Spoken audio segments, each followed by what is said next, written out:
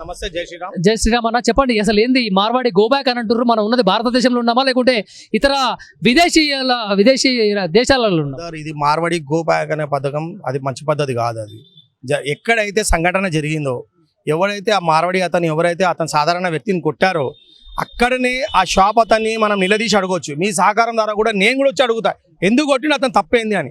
అందరి మీద అనడం తప్పు. ఎవరైతే ఎక్కడైతే తప్పు చేసిరో అక్కడ సొల్యూషన్ ఉంటుంది. అక్కడ కార్పొరేటర్ ఉంటారు, అక్కడ హోమ్ డిపార్ట్మెంట్ ఉంటుంది, అక్కడ మాజీ ఎవరైతే ఎమ్మెల్యే ఉన్నారో వాళ్ళు ఉంటారు, వాళ్ళ సపోర్ట్ ద్వారా కూడా పోయవచ్చు. కానీ ఆ షాప్ అతనికి బల్బ్ ఎక్కువ ఉండొచ్చు, క్యాష్ పక్కన పెట్టండి.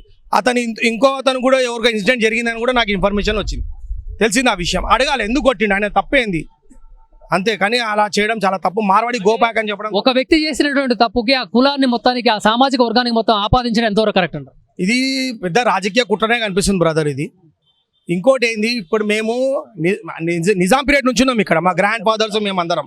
అలాంటిది ఎప్పుడు జరగలేదు. బేగం బజార్లో ఉన్నారు, మాకు వాళ్ళకి రిలేషన్ చాలా బాగుంటుంది, బాండింగ్. మా గ్రాండ్ ఫాదర్స్ కానీ వాళ్ళకి కానీ మంచిగా ఉంటుంది. వాళ్ళు గో సేవ చేస్తారు, మేము చేస్తాం. వాళ్ళందరూ కలుసుకొని అన్నాడు పోతే వెళ్దామంటే మేము అందరం వెళ్తాం, వాళ్ళు కూడా వస్తారు. ఇప్పటి వరకు అలాంటిది ఎప్పుడు జరగలేదు. ఇది జరగడం సంఘటన ఇది ఫస్ట్ టైం జరిగింది హైదరాబాద్లో. ఇలాంటిది ఎప్పుడు జరగలేదండి. అయితే మార్వాడీలు అంటే అన్ని రంగాల్లో ఉన్నారు, ఎందుకంటే వ్యాపార నిమిత్తం వాళ్ళు పనిచేస్తున్నారు కాబట్టి అక్కడ కొంతవరకు మాకు సెకండ్ క్వాలిటీ అమ్ముతున్నారని చెప్పేసి అభియోగం, ఆరోపణ వస్తుంది.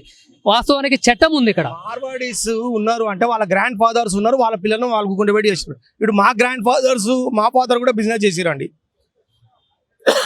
జై శ్రీరామ్. మా ఫాదర్ కూడా గవర్నమెంట్ ఎంప్లాయీ ఉండే, నేను కూడా 10 years government job holder brother. Telangana by job వదిలేసిన నేను కూడా బిజినెస్ చేస్తున్నాను. ఇప్పుడు మళ్ళీ ఆర్ఎస్ఎస్ నుంచి బాల్యం స్వయం సేవకును నేను.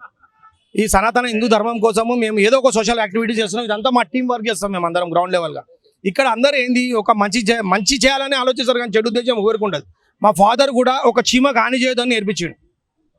ఎవరైతే తప్పు చేసిరో వాళ్ళని నిలదీసి అడిగే. నేను ఏమంటున్నా అంటే మార్వాడీలు కావచ్చు, తెలంగాణ వాదులు కావచ్చు, ఏ దుకాణం ఉన్నా కూడా నాణ్యత లోపించినప్పుడు కన్జ్యూమర్ కోర్టు ఉంటుంది, దాంట్లో చట్టపరంగా శిక్ష వేసుకోవచ్చు. దాని మీద ఫిర్యాదు, కొనుగోలుదారుడు ఎవరైనా కూడా కంప్లైంట్ ఇచ్చుకోవచ్చు.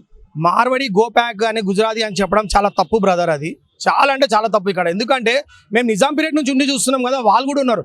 మా ఫాదర్, మా గ్రాండ్ ఫాదర్ కానీ అక్కడ వాళ్ళ షాప్కి వెళ్తే వాళ్ళు కూర్చున్న చైర్ మీద సేటాయే మహారాజాయే అని చెప్పి మా కూర్చుంటే పెట్టి మర్యాదపూర్వకంగా ఇస్తారు. ఇంకోటి వాళ్ళు ఒక పొట్ట పైన కొట్టారు వాళ్ళ వర్కర్స్ని. ఎవరు ఉండని ఎక్కడైతే వర్క్ చేస్తారో వాళ్ళకి ఏదో ఒక సహాయం చేస్తారు. మన ఎంప్లాయీ వర్క్ చిన్న ఉన్నప్పుడు చేసిన సేవ కూడా చేస్తారు. వాళ్ళ దగ్గర సేవా భావమే ఉంది కానీ ఒకరికి దొబ్బే గుణము, ఒక ముంచే గుణం లేదు వాళ్ళ దగ్గర.